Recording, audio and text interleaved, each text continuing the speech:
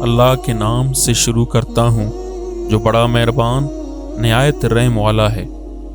اللہ پاک سے دعا ہے کہ اللہ پاک آپ کی تمام جائز خواہشات کو پورا فرمائے، آمین۔ تمام ناظرین کو اسلام 313 چینل پہ خوش آمدید۔ ایک سوئی کی وجہ سے عبرتناک عذاب کا واقعہ۔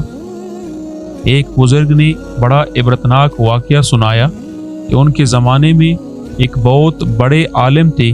جب ان کا انتقال ہو گیا تو اس عالم کے انتقال کے بعد ان کے کسی شاگرد نے ان کو خواب میں دیکھا کہ برہنہ جسم کے ساتھ ایک چھٹیل میدان میں دوپہر کی سخت گرمی سے بے چین اور پریشان ہو کر ادھر ادھر دوڑ رہے ہیں، بے قرار اور بے چین ہیں۔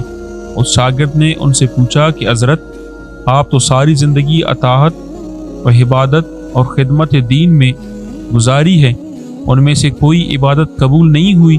تو انہوں نے جواب میں ارشاد فرمایا، ایسا نہیں ہے، بلکہ اللہ تعالیٰ نے جن اعمال صالح کی توفیق دی تھی وہ سب قبول ہو گئے، لیکن جس عذاب میں مبتلا ہوں وہ ایک سوئی کی وجہ سے ہو رہا ہے۔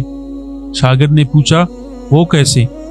تو انہوں نے جواب دیا کہ انتقال سے چند روز پہلے اپنا کپڑا سینے کے لیے اپنے ایک پڑوسی سے سوئی مانگ لایا تھا، اور پھر کپڑا سی کر سوئی الماری میں رکھ دی اور واپس کرنا یاد نہ رہا، اور اس کے بعد میرا انتقال ہو گیا۔ اب یہ عذاب جو تم میرے اوپر دیکھ رہے ہو اسی ایک سوئی کی وجہ سے ہو رہا ہے۔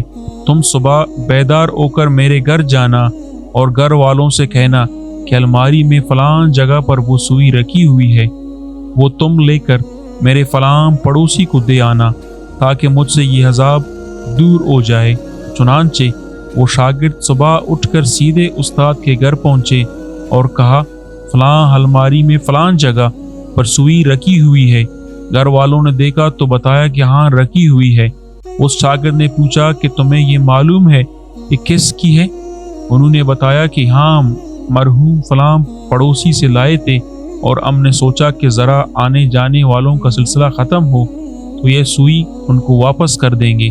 شاگرد نے بتایا کہ میں نے ان کو خواب میں دیکھا ہے کہ وہ اس سوئی کی وجہ سے عذاب میں مبتلا ہیں، اس لیے وہ سوئی آپ مجھے دے دیں تاکہ میں جلدی سے ان کو واپس کر دوں اور ان کی طرف سے تاخیر کی بھی معافی مانگ لوں۔ چنانچہ اس شاگرد نے وہ سوئی لے کر پڑوسی کو واپس کر دی اور ان کو بتایا کہ حضرت کو اس سوئی کی وجہ سے عذاب ہو رہا ہے، اور پڑوسی بھی یہ سن کر رونے لگا کہ کتنی معمولی سی چیز کی وجہ سے ان کو عذاب ہو رہا ہے، اور وہ پڑوسی کہنے لگا کہ میں نے اللہ کی رضا کے لیے معاف کر دیا، یا اللہ آپ بھی اپنی رحمت سے ان کو معاف فرما دیں اور ان کا عذاب دور